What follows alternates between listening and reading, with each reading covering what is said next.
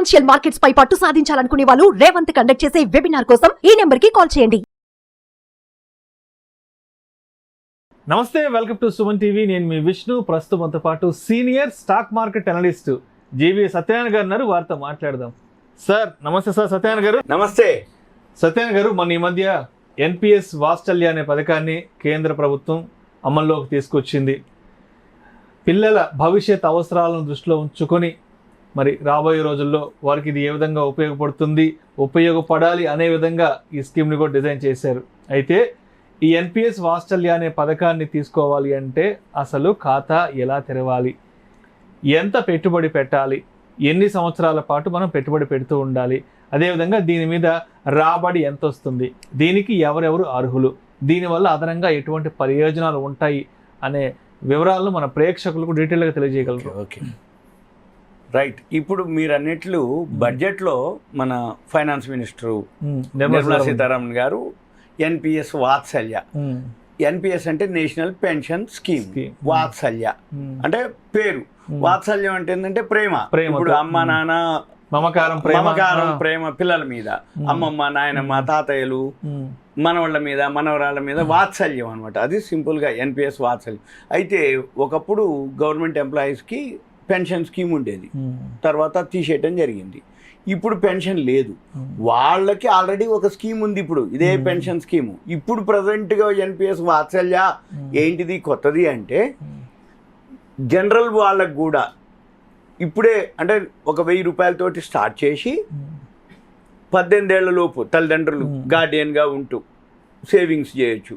1000 అని కాదు, 10,000తో అయినా చేయొచ్చు. అంటే 1000 రూపాయలు చేసి నెలకు 1000 చేసుకోవచ్చు, ఎట్ ఎ టైం 1000 చేసుకోవచ్చు. ఓవరాల్గా ఒక 10,000 రూపాయలతోటి కనుక మనం పిల్లల పేరు మీద, అంటే ఇప్పుడే పుట్టిన పిల్లలు కానీ నెలలున్నా కానీ ఎన్నాళ్ళున్నా, నెలలు ఉండని ఇయర్స్ ఉండని ఎప్పుడైనా ఉండని 18 ఇయర్స్ లోపు గార్డియన్గా మనము ఉంటూ వాళ్ళ పేరు మీద ఒక అకౌంట్ ఓపెన్ చేయాలి, పోస్ట్ ఆఫీస్లో కానీ బ్యాంక్లో కానీ.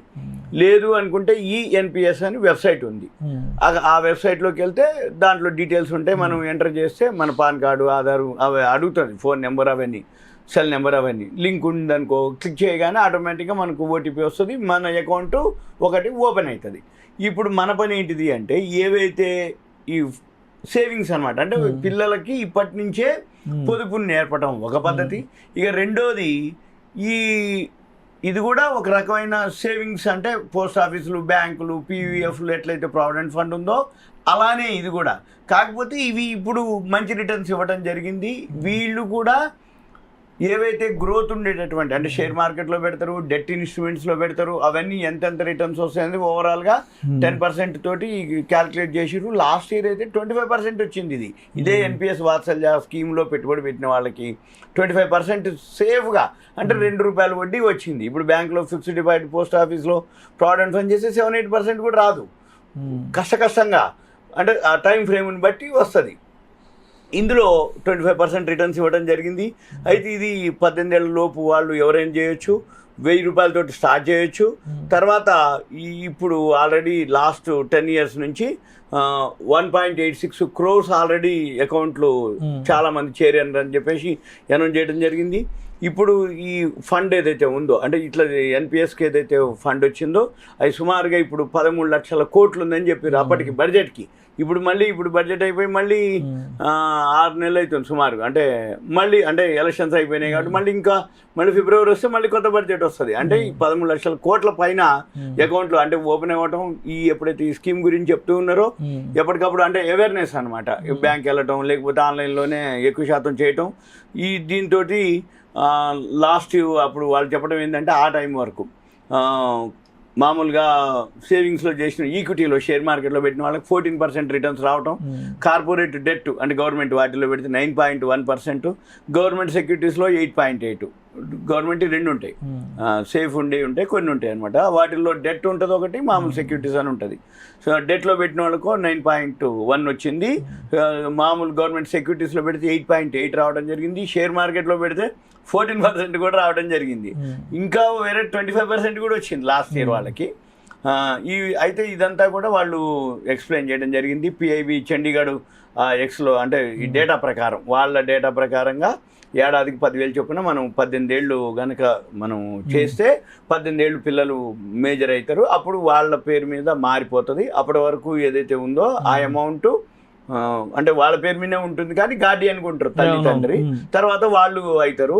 అప్పటికి సుమారుగా వాళ్ళు చెప్పడం ఏంటంటే ప్రతి సంవత్సరం 10,000 చొప్పున వేసి 18 ఏళ్ళు కనుక వస్తే, అంటే ఇప్పుడే పుట్టిన అనుకోండి, ఓ 10,000 వేసుకుంటూ పోతే 18 ఏళ్ళకి సుమారుగా ఒక 5 లక్షలు అనేది. ఇప్పుడు చెప్పే డేటా అంతా కూడా ఓల్డ్ డేటా. అంటే ఇప్పటి నుంచి ఇంతే రావాలని లేదు, ఎందుకంటే ఎక్కువ రావచ్చు, అంతే రావచ్చు, కానీ వస్తుంది అనేది ఒక అంచనాతో చెప్పడం జరిగింది. అయితే మళ్ళీ వీళ్ళు ఎవరైతే మేజర్ అయిపోయినాక అప్ టు 60 ఇయర్స్ వరకు ఇట్లా చేస్తూ పోతే 60 ఇయర్స్ అయిపోయినాక, అంటే జనరల్గా రిటైర్మెంట్ ఏజ్, రిటైర్మెంట్ టైం వచ్చేటప్పటికి పెద్ద మొత్తం వస్తుంది. దాన్ని కార్పస్ ఫండ్ అంటాం. కార్పస్ ఫండ్ అంటే ఒక పెద్ద నిధి, ఒక నిధి మాదిరి. కరెక్ట్. అంటే 60 ఏళ్ళు వచ్చేటప్పటికి మనము అంటే జాబ్ ఉండదు, లేకపోతే ఏదైనా జాబ్ ఉన్నా కానీ రిటైర్ అయిపోవటం, వేరే పనులు చేయలేకపోవటం. అందుకని అప్పుడు ఏమవుతుంది, పెద్ద మొత్తం వస్తే వీళ్ళు జీవనానికి, జీవనోపాధికి ఉపాధి మాదిరి అంటే ఆ ఫండ్ అనమాట యూజ్ అవుతుంది అనేది అనమాట. అయితే అప్పటికి వీళ్ళు చెప్పడం ఏంటిదంటే, మీరు కనుక సంవత్సరానికి 10,000 చొప్పున వేస్తే 60 ఏళ్ళు వచ్చే టైంకి సుమారుగా 2.75 కోట్లు 11.59% రాబడితోటి వస్తుంది అనేది.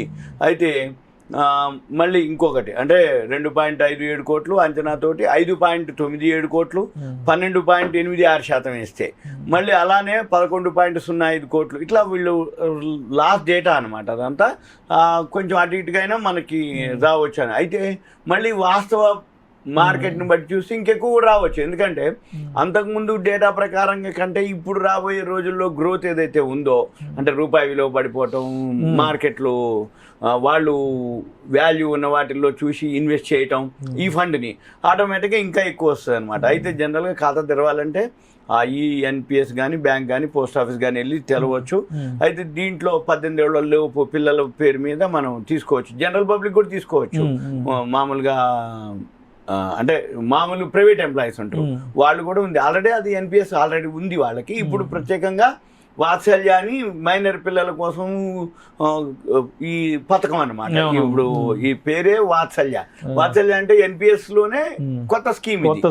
ఎన్పిఎస్ అనేది కామన్ స్కీము, ఏది national pension scheme general public కోసం. ఇప్పుడేంది చిన్న పిల్లలకు కూడా పొదుపు చేయాలి అనేది పెద్దవాళ్ళు రైట్, దానికోసానికి పెట్టడం. అయితే వీళ్ళు మామూలుగా ఏంటంటే 1,000 రూపాయలు చొప్పున పెట్టవచ్చు, మినిమం 1000 పెట్టవచ్చు, మాక్సిమం మన ఇష్టం. 1000 పెట్టాలన్నా, ఇంతే పెట్టాలన్నా, ఇంతే వస్తుందా అనేది కాదు, మన ఇష్టం. ఇప్పుడు 1000 పెట్టవచ్చు, 2,000, 3,000, 5,000 మల్టిపుల్స్ పెట్టవచ్చు, ఎక్కువ పెట్టవచ్చు, ఒకసారి ఎక్కువ పెట్టి ఒకసారి తక్కువ పెట్టవచ్చు. మీ దగ్గర వీళ్ళని బట్టి మీరు సేవింగ్స్ ఏవైతున్నాయో అట్లా చేసుకుంటూ పోవచ్చు. అయితే జనరల్గా ఏంటంటే ఈ గార్డియనే ఉంటారు సంరక్షణ, ఏది మేజర్ అయ్యేంత వరకు. అయితే ఈ ఫండ్స్ ఎప్పుడైతే అయినో, ఒకవేళ కావాలనుకుంటే హయ్యర్ ఎడ్యుకేషన్ పిల్లలకి, ఇప్పుడు హయ్యర్ ఎడ్యుకేషన్ అంటే ఖర్చుతో కూడుకుంది. అంటే ఎంబీబీఎస్ కానీ, ఇప్పుడు సపోజ్ యూఎస్ కానీ ఏదైనా ఎంఎస్ చేయడానికి పంపించాలంటే ఎడ్యుకేషన్ బాగా ఖర్చు వస్తుంది. లేదు కొంచెం పెద్ద అయిపోయినాక హెల్త్ హాస్పిటల్ కోసం కానీ ఏదైనా అవసరం అయితే డ్రా చేయొచ్చు ఇవి ఆ టైంలో.